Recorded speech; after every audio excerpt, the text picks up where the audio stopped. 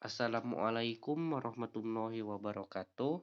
Perkenalkan nama saya Asep Maulana, NPM 2400201200006. Di sini saya akan menjelaskan ilmu pendidikan Islam tentang teori-teori dan pengembangan sistem pendidikan madrasah yang diampu oleh Dr. Haji Ibu Hilda Aini Syifa MAG dan Dra Haji Ibu Neneng Nafisah SMI MAG. Pengertian dari madrasah. Madrasah sendiri berasal dari bahasa Arab yang berarti tempat belajar atau sekolah. Kata madrasah dalam bahasa Indonesia adalah sekolah, namun dikhususkan lagi pada sekolah-sekolah agama Islam. Dari penjelasan tersebut, penekanan madrasah sebagai suatu lembaga yang mengajarkan ilmu-ilmu keislaman. Di negara Arab sendiri, madrasah ditujukan untuk sekolah-sekolah umum, namun di Indonesia ditujukan untuk sekolah-sekolah yang mempelajari ajaran-ajaran Islam. Madrasah pada prinsipnya adalah kelanjutan dari sistem pendidikan pesantren, tempat pendidikan yang diatur sebagai suatu sekolah atau membuat pendidikan dan ilmu pengetahuan seiring berseberangan. Agama Islam menjadi pokok pengajarannya. Di pesantren sendiri, pendidikan setingkat dengan madrasah. Dari segi tingkatannya, madrasah terbagi kepada 3, yaitu madrasah ibtidaiyah, sekolah tingkat dasar kalau di sekolah umum, madrasah sanawiyah atau SMP di sekolah umum, atau madrasah aliyah tingkat menengah atas atau SMA di sekolah umum.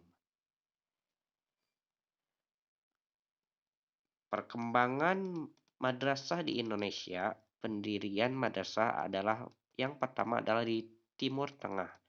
Timur Tengah memiliki pengaruh yang sangat signifikan karena menambah hasanah lembaga pendidikan di lingkungan masyarakat Islam yang mana sebelumnya hanya mengenal pendidikan tradisional yang diselenggarakan di masjid dan pada akhirnya mempengaruhi penyelenggaraan pendidikan tingkat tinggi. Berbeda dengan pendirian madrasah yang merupakan fenomena modern yang muncul pada awal abad ke-20. Latar belakang lahirnya madrasah di Indonesia bertumpu pada 2 faktor penting. Pertama, pendidikan Islam tradisional yang dianggap kurang sistematis dan kurang memberikan kemampuan pragmatis yang memadai. Kedua, laju perkembangan sekolah-sekolah ala Belanda di kalangan masyarakat cenderung meluas dan membawakan watak sekularisme, sehingga harus diimbangi dengan sistem pendidikan Islam yang memiliki model atau organisasi yang lebih teratur dan terencana tentunya. Pertumbuhan madrasah sekaligus menunjukkan adanya pola respon umat Islam terhadap kebijakan pemerintah Hindia Belanda pada waktu itu. Tumbuh dan berkembangnya madrasah di Indonesia tidak terlepas dari berkembangnya ide-ide pembaruan di kalangan umat Islam. Pada awal abad 20, banyak pelajar Indonesia yang bertahun-tahun bermukim di Timur Tengah untuk kembali ke tanah air dan mengembangkan ide-ide baru dalam bidang pendidikan. Salah satunya melahirkan madrasah itu sendiri. Madrasah yang pertama yang digagas oleh Syekh Abdullah Ahmad sebagai pendiri madrasah pertama di Indonesia, yaitu Madrasah Adabiyah di Padang pada tahun 1909 dan menjadi Adabiyah pada tahun 1915. Madrasah sendiri mempunyai 3 fase perkembangan, yaitu fase pembelajaran yang berfokus pada mata pelajaran agama, lalu seiring berkembangnya fase kedua pembelajaran umum lebih dominan daripada agama. Yang ketiga, fase sekolah berciri khas keislamannya yang lebih kental atau yang kita kenal pada saat ini. Kita ulas sedikit. Yang fase pertama yaitu pada tahun 1945 sampai 1947. Madrasah pada fase ini lebih berkonsentrasi pada mata pelajaran agama, sehingga penghargaan ijazah tidak sama dengan sekolah umum. Pada umumnya, tamatan madrasah hanya diperbolehkan untuk melanjutkan pelajaran ke perguruan tinggi agama. Begitu pula dengan hak lainnya yang dimiliki oleh sekolah yang tidak memiliki madrasah. Fase kedua, fase ini memasuki era SKB 3 Menteri yang mana mata pelajaran umum lebih dominan, yaitu sekitar 70%. Di fase ini tamatan madrasah memiliki hak yang sama dengan tamatan sekolah. Sedangkan fase ketiga pada tahun 1990, madrasah pada fase ini memasuki era madrasah yang pada saat ini sebagai sekolah yang berciri khas Islam. Madrasah ini dari seluruh struktur pengetahuan umum sama dengan sekolah dan sebagai ciri khas keislaman yang diberikan bentuk pelajaran keislaman lebih lebih ditekankan, lebih dibanyakkan pada sekolah umum. Begitu juga pada lingkungan sekolah dan pendidik serta peserta didik yang dimiliki ciri khas keislaman lainnya. Perkembangan madrasah melalui banyak fase ini.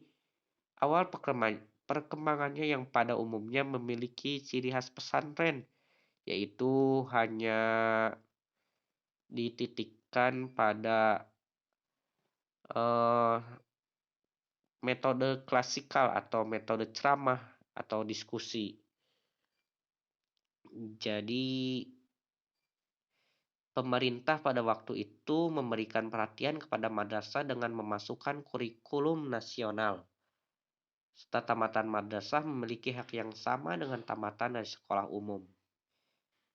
Ciri-ciri madrasah pada perkembangan modern pada saat ini memiliki corak pendidikan yang perkembangannya spesifik merinci ciri-ciri pendidikan. Semata-mata perjuang pada atau kita lanjut ke materi sistem lembaga pendidikan madrasah. Sistem lembaga pendidikan madrasah yang pertama yaitu mengajarkan ilmu agama beserta pengetahuan umum supaya melahirkan siswa intelek secara pengetahuan dan berperilaku baik di pemahaman agama. Yang kedua, sistem belajar mengajarnya pada madrasah menggunakan sistem klasikal dengan mengadopsi pendidikan barat yang dinilai hasilnya lebih efisien, seperti sekolah dengan sistem kelas, dengan mejanya, dengan peralatan tulis yang lebih modern, dengan papan tulis, bor yang seperti itu. Yang ketiga, mata pelajaran menggunakan bahan-bahan pelajaran agama yang kitab-kitabnya dikarang oleh ulama klasik maupun kontemporer. Yang keempat, rencana pembelajaran tersusun secara sistematis sehingga efisiensi pelajaran akan lebih terjamin.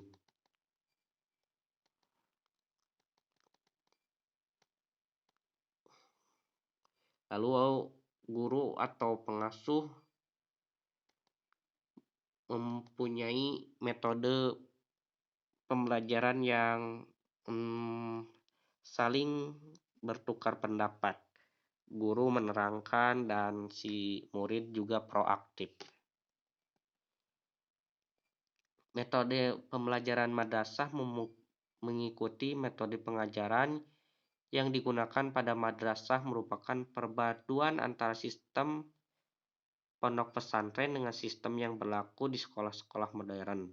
Dalam prosesnya, pelaksanaan kegiatan pelajaran metode yang digunakan bervariasi, di antaranya melalui metode ceramah, seperti yang saat ini kita sering dengar, metode diskusi, metode demonstrasi, pemberian tugas, dan sebagainya. Jadi dalam metode ini, interaksi edukatif siswa dan guru lebih banyak berperan sebagai objek atau pendidik sebagai sumber ilmu. Namun pada perkembangannya, seiring dengan berkembangnya metode pembelajaran, peserta didik dapat menjalankan fungsinya dalam proses pencarian ilmu, seperti kita mencari ke Google, ke YouTube, seperti saat ini. Dan tak sekedar menjadikan guru sebagai satu-satunya sumber ilmu, kita bisa belajar di mana saja. Mengenai metode pengajaran yang digunakan di madrasah ini merupakan perpaduan antara sistem pondok pesantren, jadi pesantrennya tidak dihilangkan, tapi dan sistem modernnya juga diberlakukan, jadi ada perpaduan di antaranya. Dalam proses pelaksanaan kegiatan pembelajaran, metode yang digunakan bervariasi. Adapun manajemen dalam sistem pendidikan madrasah merupakan pembelajaran agama Islam dalam jenjang pendidikan rendah, menengah. Tumbuh kembangnya madrasah di Indonesia merupakan hasil tarik-menarik dengan pendidikan pesantren sebagai lembaga pendidikan tradisional yang berada di satu sisi klasikal dan sisi pendidikan barat.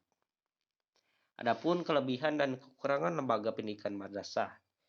Yang pertama, mempunyai kurikulum yang sama dengan sekolah umum, tetapi ada porsi tambahan dalam pembelajaran agamanya.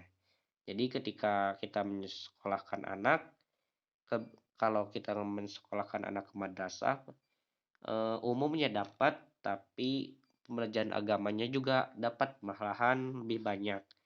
Adapun kekurangannya, mata pembelajarannya yang banyak membuat siswa sering kewalahan atau membuat siswa capek atau mudah letih, sehingga pencapaian pelajarannya tidak begitu optimal. Jadi kesimpulannya, lembaga madrasah adalah pendidikan yang mempunyai sistem keagamaan yang lebih dominan daripada sekolah umum dan mempunyai sistem pembelajaran seperti di pesantren pada umumnya.